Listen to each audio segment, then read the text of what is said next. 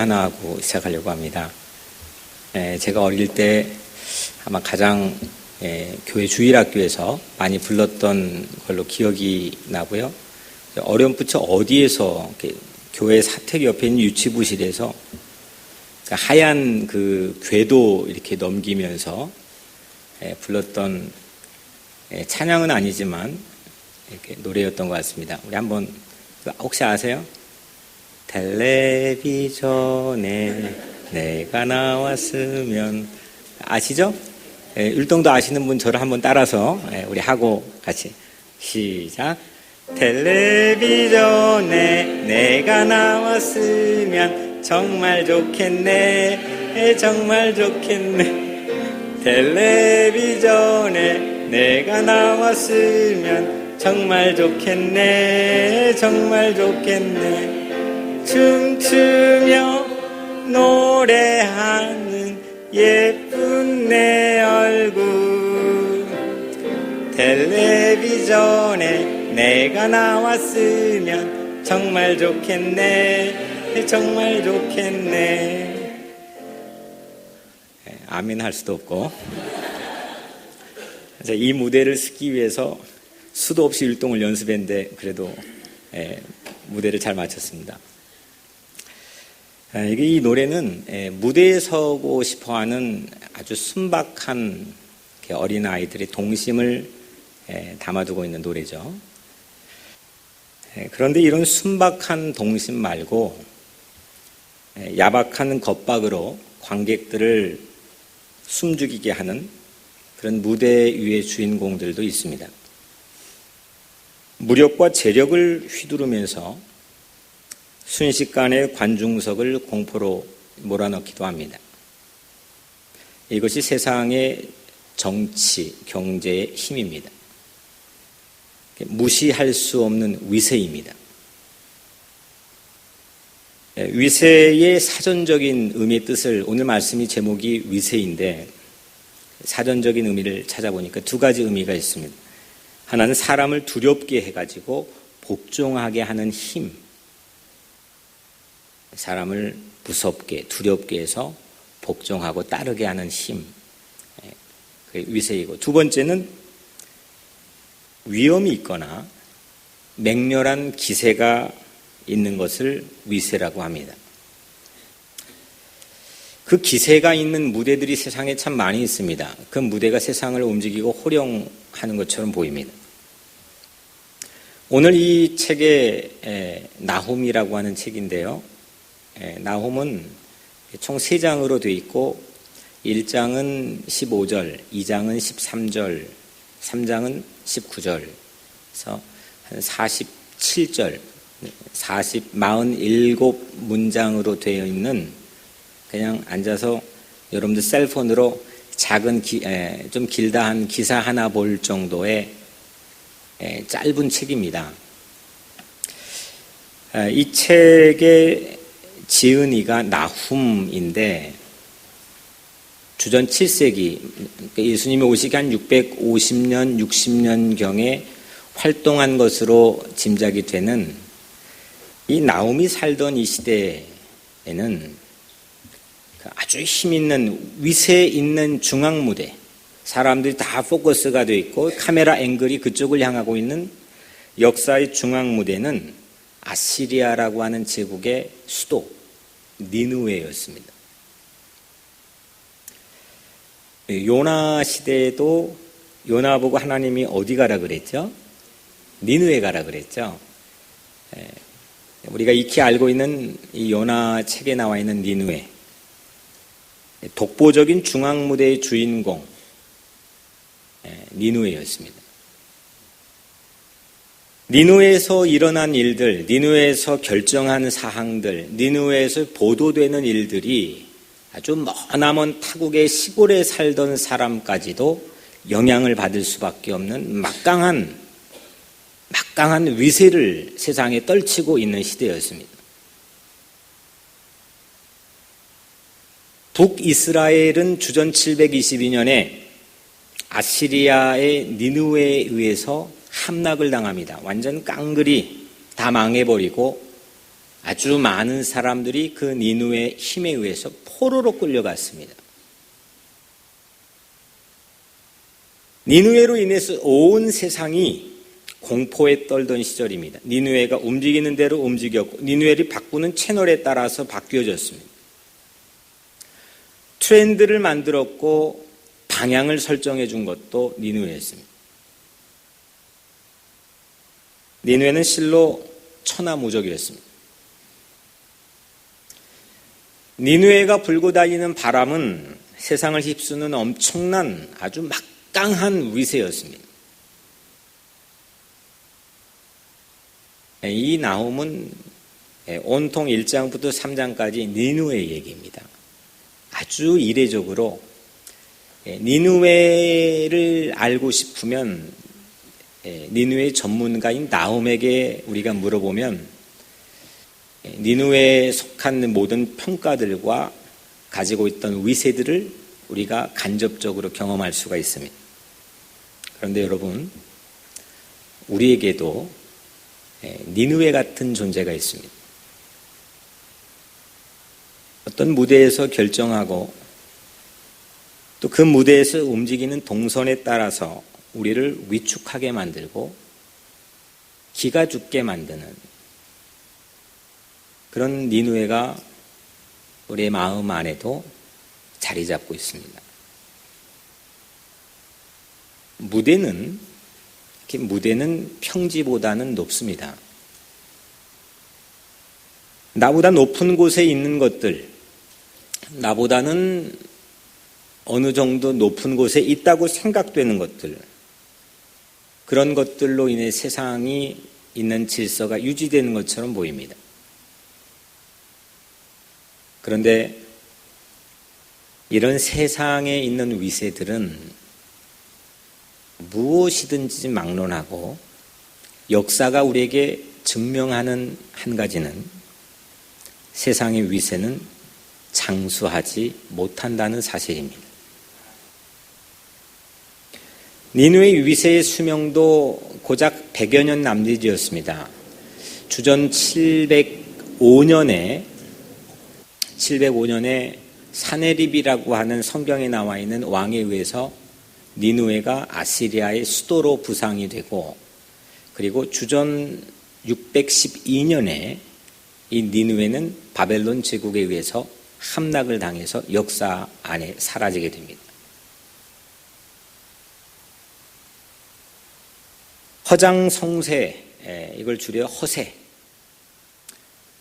부리는 자들의 소동, 한때는 위세를 가지고 세상을 움직이는 것처럼 보여지지만 실제 보니까 어느 순간 허세였구나, 별 볼 일 없는 거였구나, 바람에 나는 겨처럼 있다 사라질 것이었구나, 그런 허장성세 부리는 그런 사람들의 소동에 우리의 시선을 빼앗긴다면 오늘 지금 이 시간 무대 중앙에서 진행되고 있는 일인, 실제 이 중앙 무대에서 움직이고 상영되고 있는 일인 하나님께서 하고 계신 일,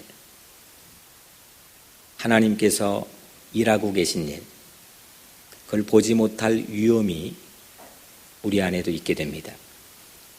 오늘 여러분들 이따가 텐트 걷고 내일 되면 다른 무대를 올려야 되는 세상의 상설 무대에 여러분들의 눈길을 빼앗겼다면 그걸로 기가 죽거나 그걸로 위축되거나 그것 때문에 골머리를 앓는 그런 여러분들의 삶의 자리가 있다면 오늘 지금도 이 시간도 여러분들을 위해 일하고 계시는 하나님께서 움직이시는 역사의 중앙 무대, 그 무대로 여러분들의 채널을 이 시간 돌리시기를 주의 이름으로 축복합니다.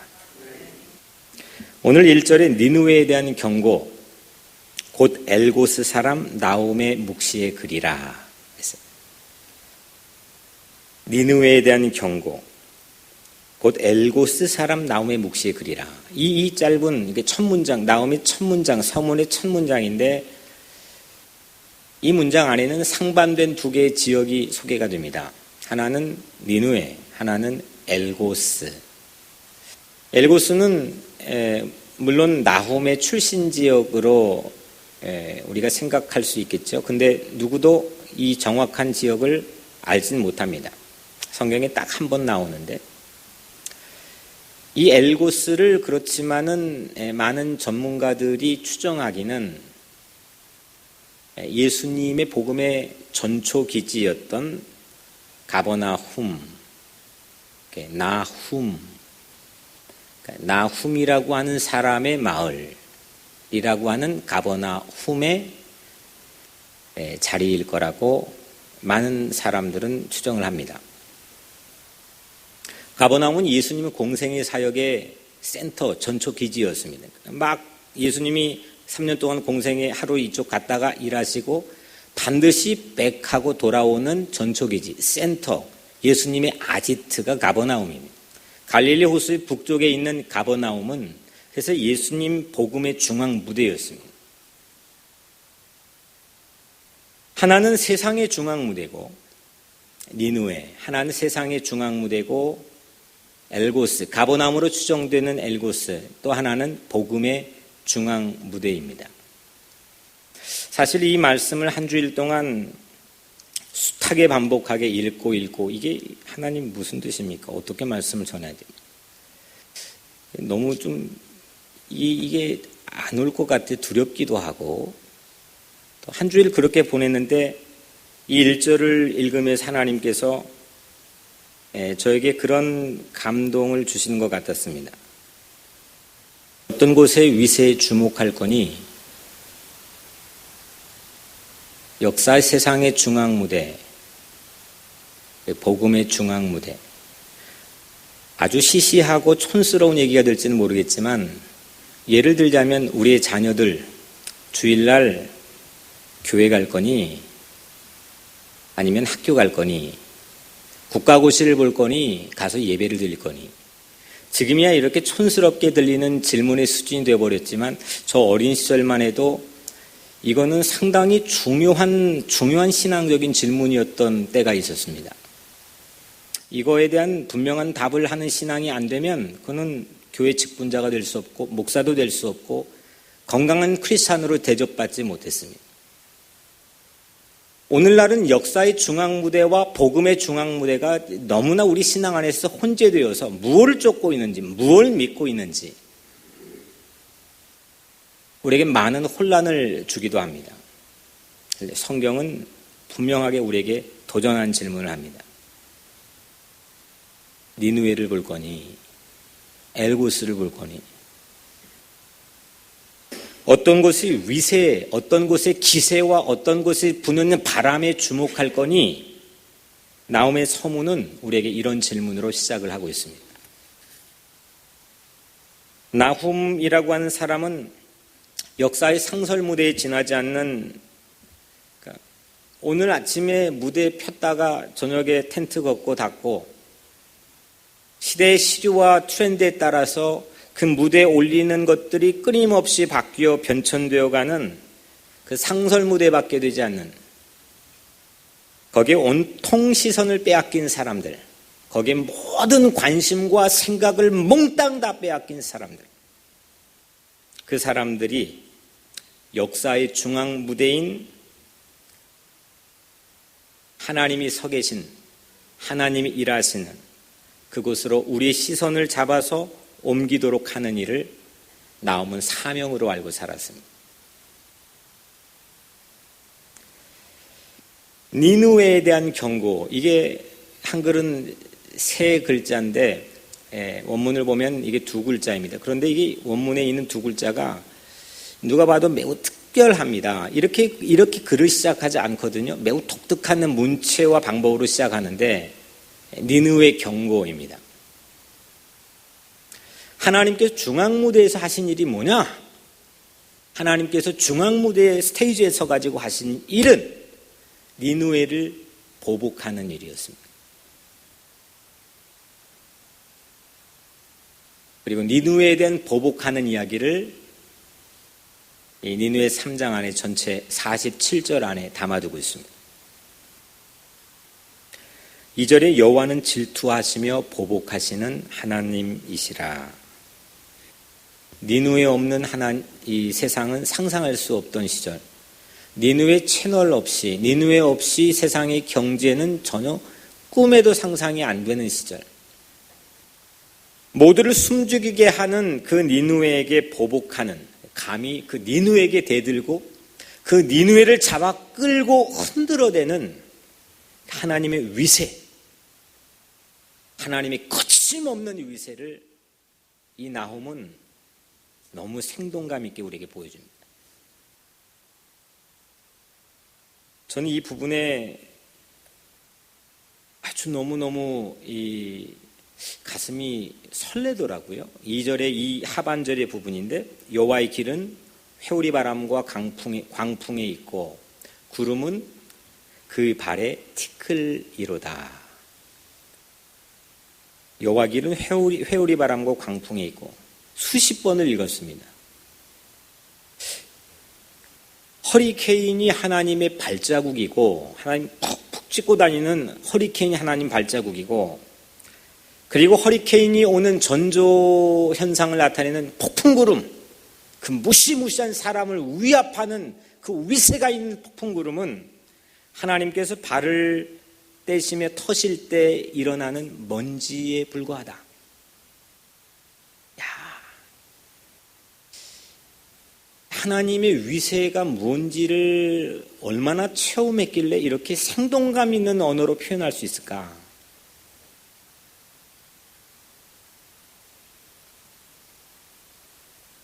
나훔의 씨앗 때문에 중앙 무대가 순식간에 바뀌어버렸습니다. 채널이 완전히 바뀌어버렸습니다.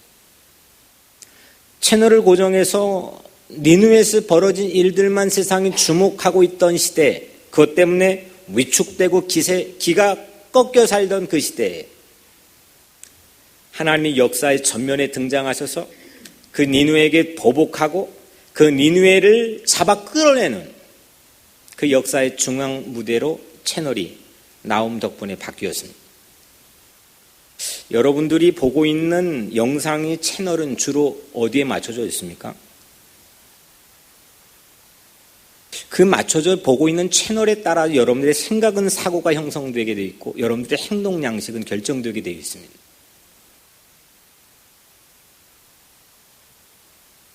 하나님의 이 놀라운 위세를 이보다 더 실감나게 표현할 수 있을까? 세상을 뒤엎는 반전입니다. 완전히 세상이 천지가 개벽하는 겁니다. 세계는 더 이상 니누의 무대가 아니라 하나님의 동무대가 되었습니다. 텔레비전에 하나님 나왔으면 정말 좋겠네, 정말 좋겠네입니다. 텔레비전에 예수님 나왔으면 정말 좋겠네, 정말 좋겠네. 우리가 예수님 만날 테니까 텔레비전에 예수님 나왔으면 정말 좋겠네, 정말 좋겠네.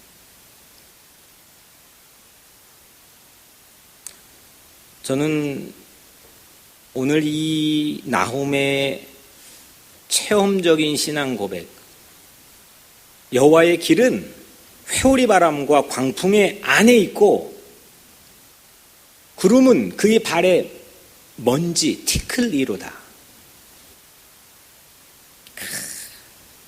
위세 있게 다가오는 하나님의 실질적인 그 만남을 오늘 나훔은 우리에겐 매우 생동감 있게 보여주고 있습니다. 4절에 그는 바다를 꾸짖어 그것을 말리시며 모든 강을 말리시나니, 하나님이 고함을 치니까 바다와 강이 말라버렸습니다. 무엇으로도 막아설 수 없는 그 위세의 거대한 물결이 하나님 고함 치니까 말라버렸습니다. 바산과 갈멜이 쇠하며 레바논의 꽃이 시든도다. 바산 갈멜이요, 전 이스라엘 국도에서 가장 비옥한, 가장 풍요의 녹색지대인 바산과 갈멜이 전부 말라버리고 쇠하였습니다. 레바논의 과수원이 전부 다 오그라들었습니다. 5절에 그로 말미암아 산들이 진동하며 작은 산들이 높고 그 앞에서는 땅 곧 세계와 그 가운데 있는 모든 것들이 솟아오르는도다. 그로 말미암아, 하나님으로 말미암아, 하나님 앞에서는 산들이 녹아버리고 세계 가운데 있는 모든 땅이 솟아오른다. 채널이 바뀌었습니다. 예수 믿고 얻어지는 가장 큰 유익이 바로 나옴이 우리에게 고백하고 있는 이 모습이라고 저는 확신합니다. 오늘 여러분들의 삶에 뭘 보고 있습니까? 어떤 영상을 보고 있습니까? 어떤 채널을 맞추고 있습니까? 어떤 위세의 기겁을 하고 있습니까? 세상 무대만 주목하면 하나님 무대를 보는 눈이 멉니다. 제가 오늘 말씀을 준비하면서 한 주간 동안 이 말씀 앞에 서 있는 저를 또 반추해 봤습니다. 내가 위세 떠는 줄 알았지만 제가 실제는 허세였구나.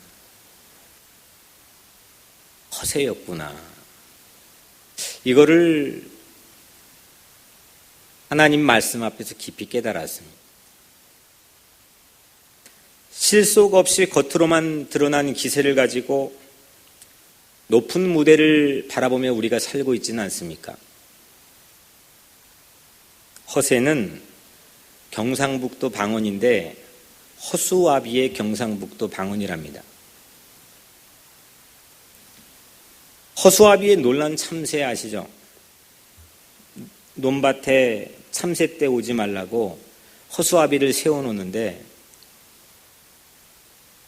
세상의 위세 앞에서 그런 모습으로 우리가 소스라치게 놀라 도망하면서 실제 아무런 추수를 갖지 못한 삶을 살고 있을 수도 있겠다 싶었습니다. 하나님을 상설 무대 접었다 텐트 닫고 또 피고 또 접었다 또 피고 중앙 무대가 아닌 저 구석에 있는 상설 무대로 우리 각자의 삶의 허수아비로 밀어놓고 우리 각자가 세상을 주무대로 삼으려는 야욕이 내 안에, 우리 안에 도사리고 있지는 않았을까? 하나님 앞에 참회했습니다.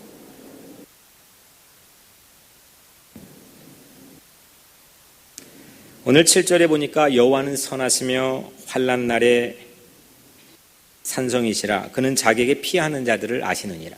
여호와는 선하시다. The Lord is good. 환난 날에 산성이기 때문이다. 산성, 피난처가 되어주시기 때문이다. 그는 자기에게 피하는 자들을 아신다. 그런데 지금 중앙 무대에서 하나님이 하시는 일은 이 니느웨에게 보복하는 거라고 말씀드렸는데 보복하는 게 선할 수 있을까요? 여러분들 누군가에게 보복하는 게 하나님이건 우리건 간에 선하다고 정당화할 수 있을까요? 하나님조차도 하나님 만드신 법전 안에서 보복 금지를 명하셨는데 보복이 정말 선할 수 있을까요?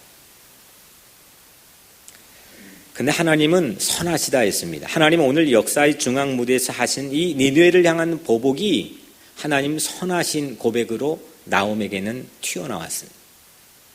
왜 그러느냐?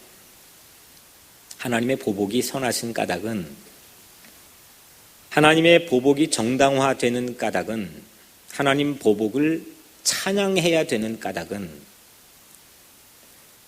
세상 악인 니느웨로 인해서 몸살을 앓고 힘겨워할 때 하나님은 우리의 피난처가 되어주시기 때문입니다. 피난처는 하나님의 중앙 무대입니다. 피난처는 우리의 신원을 들어주시는 하나님의 무대입니다. 우리가 기도하고 어려운 일 당할 때 하나님 도와주세요. 하나님께 신원하고 탄원하는 그 자리가 하나님이 일하시는 중앙 스테이지입니다. 우리를 죄와 사망의 위세에 꽁꽁 묶어가지고 움직이지 못하도록 옴짝달싹하지 못하도록 만든 세상 악에 의해서 하나님 보복하시고 하나님이 끊어내시고 하나님이 이기게 하시고 하나님의 보복하심이 우리를 향해서는 사랑이 되기 때문입니다. 중앙에서 밀려난 사람들, 죗값으로 밀려난 사람들, 세상 시스템에 의해서 좌지우지되며 낙심한 사람들, 그 사람들을 다시 중앙에 세우는 것이 하나님의 시나리오, 하나님의 대본입니다. 이것이 나움의 사명이기도 하고 오늘 우리 교회의 사명이기도 합니다. 하나님의 자녀들이 니느웨의 공포증에서 벗어나, 저마다 사람들이 니느웨 니자만 나오면 기겁을 하죠. 니느웨가 어떤 존재인데, 오죽하면 요나가, 그 충실했던 요나가 하나님 말이라면 뭐든지 했던 예언자가 니느웨에 나오니까 반대편으로 도망을 했겠습니까? 기겁하게 만들고 배 아래로 도망하게 만들고 위축하게 만드는 그 니느웨의 공포증에서 우리 같은 하나님의 자녀들이 벗어나서 주권자인 하나님을 믿고 그분께 기도하게 해주는 것이 나움의 사명이었습니다. 그래서 나움의 설교는, 이 세쪽인 나움의 설교는 풍선처럼 부풀려진 니느웨의 실체를 세상에 공개하고 드러내며 니느웨의 소란, 시끌시끌하고 전면에 그 니느웨 도배를 하고 있는 그 니느웨 소란을 정리해 주므로 니느웨 위세가 실은 허수아비에 불과한 허세에 지나지 않는다는 것을 나훔은 우리에게 알려주고 있습니다. 그래서 나훔의 설교 서문, 우리가 오늘 읽은 설교 서문은 하나님의 위세로 가득 찬, 니느웨조차도 끌어내리고 니느웨조차도 채널을 바꿔버리는 하나님의 그 놀라운 위세를 아주 통쾌한 TV 영상으로 우리에게 보여주고 있습니다. 하나님이 중앙 무대에 서고 니느웨 채널을 꺼버린, 오늘 여러분들에게 그런 사건이 있게 되기를 주의 이름으로 축원합니다. 문제에 매몰되어서 그 이슈에 계속 바라보고 있으면 그 이슈대로 살게 되어 있습니다. 하지만 우리 연약함과 부족함에도 불구하고 우리 신원과 탄원과 기도를 들어 응답해 주시는, 우리를 위해서 죽기까지 아낌없이 내어주시며 사랑하시는 하나님이 일하시는 그 역사의 전면에 등장하는, 전부 다 나오면 막 그거 도배를 해버렸습니다. 자기 삶의 주변에, 역사의 주변에 문자로 하나님 무대를 도배를 해버렸습니다.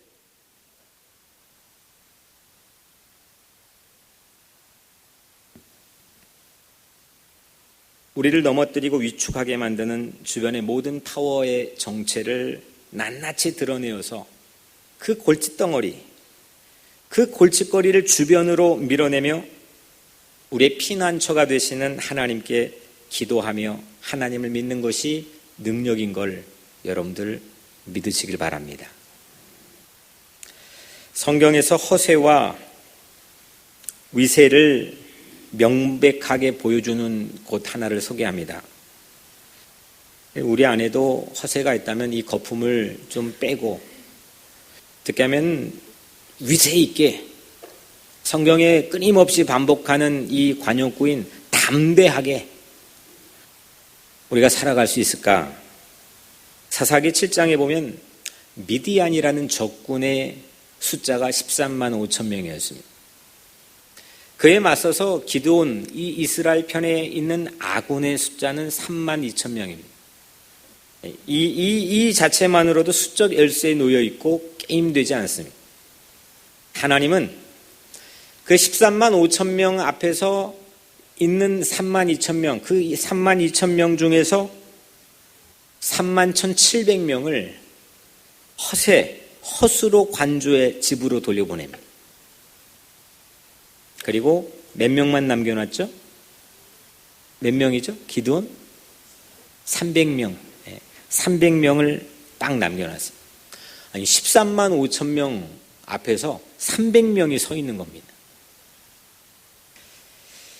이 300명으로 이루어진 이 전쟁은 마치 우리나라 명랑대첩, 이순신 장군이 300척 이상 되는 외선 앞에서 12척의 아군의 배를 가지고, 영화 보면 얼마나 장엄합니까? 사람이 기가 죽잖아요. 막 발발 떨잖아요. 심지어는 이순신도 고뇌에 빠집니다. 달 밝은 밤에 나와서 이 고민에 빠진 이 아버지에게 심지어는 아들조차도 만류를 합니다. 위축되고 기가 꺾이는 순간 아무것도 이루어지지 않습니다. 다시 길을 차린 이순신이 그 12척의 위세를 다시 회복하여서 적을 전멸시키는 엄청난 전쟁에 대한 기록을 우리에게 전해줍니다. 마치 오늘 이 기도원 300명은 유대판의 명랑대첩처럼 기적같은 승리를 우리에게 보여줍니다. 그런데 여러분들, 그 안에 있는 전술, 어떻게 이겼을까? 그 전술이 매우 의외로 심플합니다. 사사기 7장 17절에 보면 너희는 나만 보고, 이게 지금 하나님이 이게 300명 가지고 전쟁해야 되는 기도원에게 마지막 최후 준 전략입니다. 너희는 나만 보고, 한번 따라해볼까요? 너희는 나만 보고, 너희는 나만 보고 내가 하는 대로 하되. 하나님이 일하신 역사의 전면에 등장하는 그 무대만 보라는 겁니다. 하나님만 봤더니 그들의 위세는, 그들이 300명 가지고 만들어낸 이 기적 같은 위세는 실로 역사적이었습니다. 그들이 나팔을 불며 손에 가졌던 항아리를 부수니라. 세 대가 나팔을 불며 항아리를 부수고 왼손에 횃불을 들고 오른손에 나팔을 들어 불며 외쳐 이르되 여호와와 기드온의 칼이라. 이 자체로, 이 그들의 위세 자체로 13만 5천 명은 혼비백산에서 전멸해버렸습니다.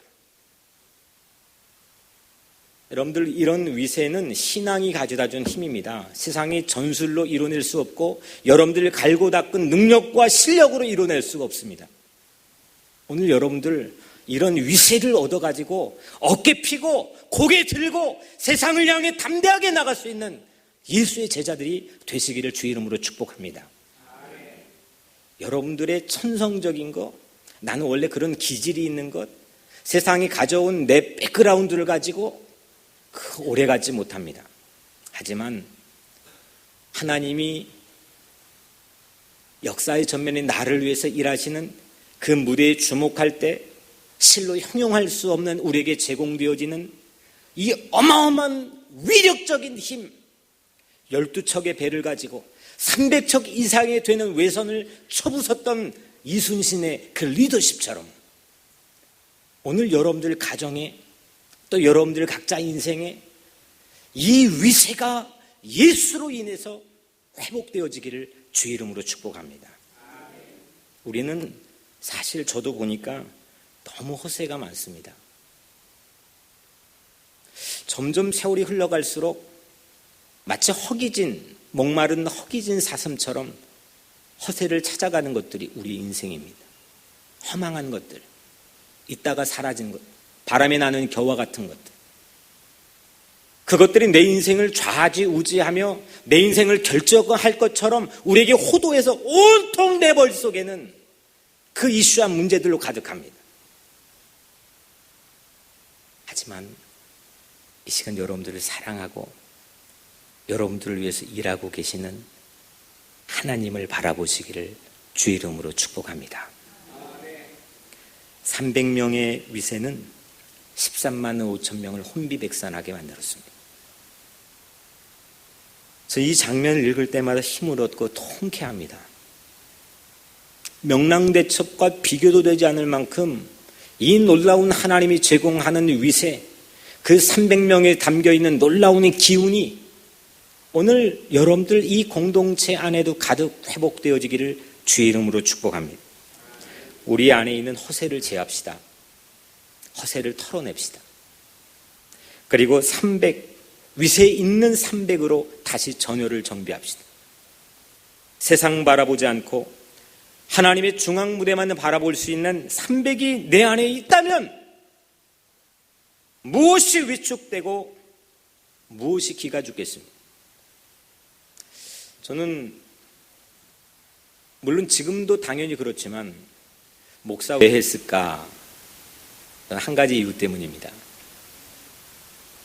물론 제가 기억하지 못했던 그 어린 시절의 순간은 전부 다 기억할 수는 없지만 지금도 변함없이 가지게 된 목사의 매력은 세상에 아무리 시끄럽게 떠들어봤자 하나님께서 움직이는 이 세상 질서에 맞설 수 없다고 하는 세상 눈치 보지 않고 목사만이 할 수 있는 성경만이 나눌 수 있는 이 놀라운 위세 안에 있습니다.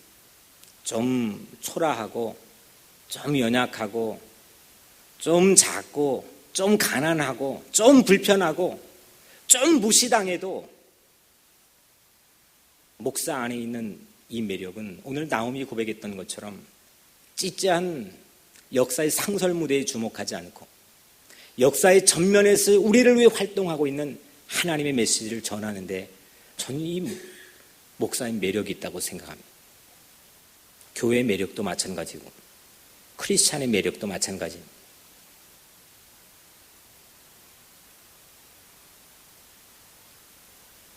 지난주 며칠 전에 이 자리에 앉아 있는데 우리 장남 어진이에게 우리 서로 만날 시간이 많이 없어서 우연히 어떻게 또 집안에 만날 시간이 되어서 잠깐 제가 걸음걸이를 가르쳐 줬습니다. 하나님을 보고 사는 사람의 걸음걸이. 저는 혼자 가끔씩 걸어가면서 혼자 걷는 연습을 합니다. 그냥 다리를 이렇게 벌리고 이렇게 걷던지 아니면 위축되어 있던지 아니면 나만의 어떤 자신감으로 어깨를 펴고 이게 이제 그렇게 제가 말했습니다. 이렇게 하고 이거는 리더가 하는 게 아니라 리더 뒤에 따라다니는 이 쪼무레기들이 하는 거라고. 이거 그 가다 잡고 그거 있잖아요. 죄송합니다. 가다라는 말을 사용해서. 하나님을 바라보는 자들의 걸음걸이. 역사의 전면, 그래서 저는 TV를 통해서나 아니면 지근거리에서 볼 기회가 있으면 그 사람들이 걸음걸이를 유심히 관찰해서 벤처마킹을 하려고 노력을 합니다. 하나님을 바라보는 사람들의 보폭, 스피드, 걸음걸이 폼새. 아들아, 이렇게 걸어라. 같이 연습을 했습니다. 오늘 여러분들이 각자의 걸음걸이도 세상 이슈에 휘말려가지고 그것이 아주 결정적으로 영향을 미쳐서 여러분들 좌지우지하는 것처럼 그런 폼으로 걷지 말고 명실공히 하나님의 무대를 주목하는 사람처럼 그런 걸음걸이로 회복되어지는 인생 되기를 주 이름으로 축복합니다. 그러면 마지막으로 하나님이 무대에서 니느웨를 보복하는 일을 하셨다는데 어떻게 하나님이 일하셨느냐? 하나님 일하시는 방식이 뭐냐?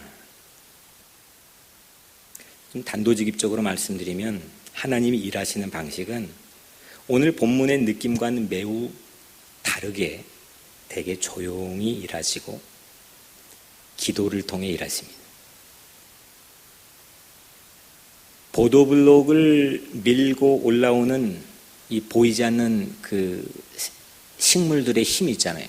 보도블록을 막 밀고 그 틈새를 삐집고 거기를 솟구쳐 올라가는 생명의 힘. 소란스럽게 밀어내지 않습니다. 난리법석을 떨면서 밀어내지 않습니다. 하지만 어느 순간 변해 있습니다. 그와 같은 방식으로 성경 안에는 하나님께서 일하셨습니다. 하나님은 동네방네 소문내면서 그렇게 하나님이 일하시지 않았습니다. 저 베들레헴 마국간 아무도 그 앞에 나타나도 몰라서 문 닫고 방 없어요 할 정도로 전혀 주목받지 않던 가장 연약하고 작고 낮은 곳에 하나님은 이 땅에 찾아와서 일하기 시작했습니다. 성경 곳곳에 하나님이 일하신 장면은 우리가 생각하고 익숙한 세상이 강요하는 방식처럼 화려하고 화들짝하고 소란스럽게 일하지 않으셨습니다. 조용하게 보도블록을 밀어내는 것처럼. 하지만 변해 있었습니다. quiet time, 조용한 시간. 요즘 신앙인들의 대세이기도 한 큐티. 그것이 신앙인들의 대세인 이유가 바로 여기 있습니다. 세상은 요란스럽고 커다란 것에만 반응하도록 우리를 길들이고 있지만 조용한 시간 안에 하나님의 말씀이 가지는 파워는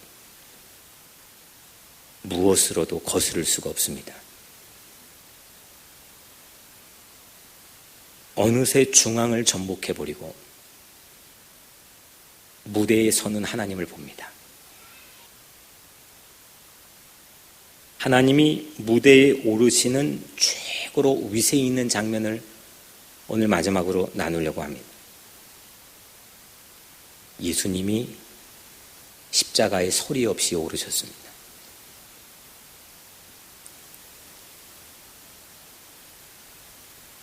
뭔가 기대를 보고 바라봤던 군중들도 이젠 끝이구나 생각하며 하나하나씩 떠나갔고 도리어 바라바를 놓아주라고 아우성이었습니다.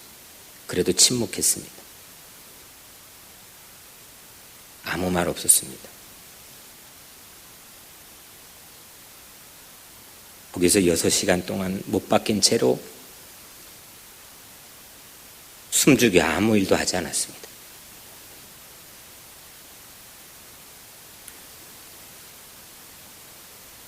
하지만 그 시간은 마치 화산 폭발 직전에 마그마가 지하의 땅속에서 끓고 있는 것처럼 세상의 모든 죄와 사망의 위세를 송두리째 제압할 사랑의 마그마가 거세게 움직이고 있었습니다. 그 6시간 동안 조용히 일하셨습니다. 예수님이 숨을 거두었던 그때 해가 빛을 잃고 온 땅에 어둠이 임했습니다. 성소의 휘장이 위로부터 아래로 찢어져 둘이 되었습니다. 땅이 진동하며 바위가 터졌고 심지어 집행관인 백부장조차 그 위세에 두려워했습니다. 이렇게 하나님의 무대는 조용한 듯하지만 내 어려움과 내 곤란과 여러분들이 환난에 침묵하시는 것 같지만 하나님의 사랑의 고함으로 우리를 옥죄는 모든 죄와 사망의 권세, 바다를 말리고 산들을 녹일 줄로 믿습니다. 사랑입니다. 하나님의 위세는 사랑에서 나옵니다. 회오리 바람과 광풍 속에 하나님의 발자취가 있고 폭풍 구름들은 하나님의 발을 떼실 때마다 이는 먼지에 불과하다고 하는 이 나홈의 찬란한 하나님 체험의 신앙 고백. 자녀들을 사랑하시는, 그래서 니느웨를 향해서 보복하시는 하나님의 거침없는 놀라운 위세. 이 위세를 여러분들도 오늘 예배를 통해 체험하시기를 주의 이름으로 축복합니다. 십자가의 위세는 하나님의 사랑의 위세입니다. 그 사랑에 거스를 수 없는, 정말 눈뜨고 보고 있기도 민망한 저 같은 죄인을 자녀 삼기 위해서 십자가 예수를 못 받게 하고 그 조용한 가운데 일하시는 놀라운 하나님의 거침없는 위세, 그 위세는 사랑의 위세였습니다.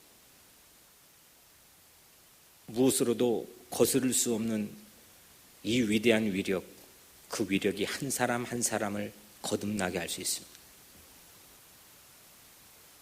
십자가 위세는 세상을 단박에 주변으로 밀어내버리고 하나님이 중앙 무대에 서시는 순간입니다. 허수아비 보고 떨고 있지는 않습니까? 허수아비의 마음을 빼앗겨 매료되어 그것만 바라보며 살고 있지는 않습니까? 실상은 없고 허세에 불과한 무대를 보고 혹시 두려워하고 있지는 않습니까?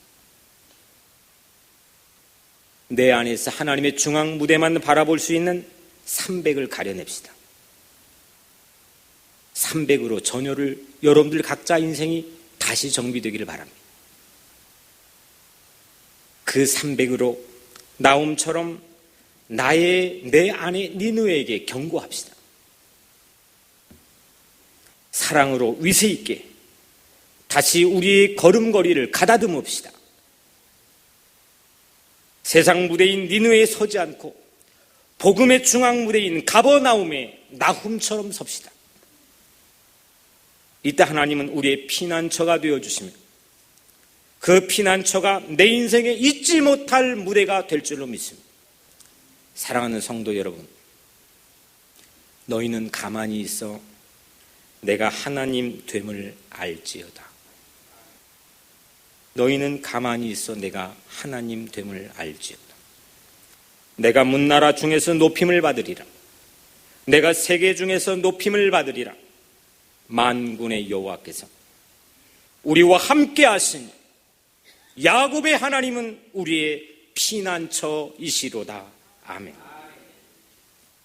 니느웨를 향한 하나님의 보복은 결국 이스라엘을 향한 하나님의 사랑이었습니다. 죄의 위세를 허무고 우리를 사랑으로 품어주시는 이 하나님의 놀라운 위세를 믿음의 눈으로 보시기를 주의 이름으로 축원합니다. 이제 허세에서 위세로 채널을 바꿉시다. 환골탈퇴하는 인생이 됩시다. 위세 있게 담대하게 그렇게 세상을 향해 걷는 여러분들의 인생이 되시기를 주님의 이름으로 간절히 축원합니다. 기도하겠습니다. 하나님, 예수님께서 만군의 왕께서 십자가의 소리 소문 없이 매달려 하지만 거침없는 사랑의 위세로 우리를 구원해 주셨음을 감사드립니다. 하나님, 우리도 세상에 나가 겁먹고 살지 않게 하시고 위세 있게 주님 바라보며 살게 하여 주옵소서. 예수 그리스도 이름으로 간절히 기도드리옵나이다.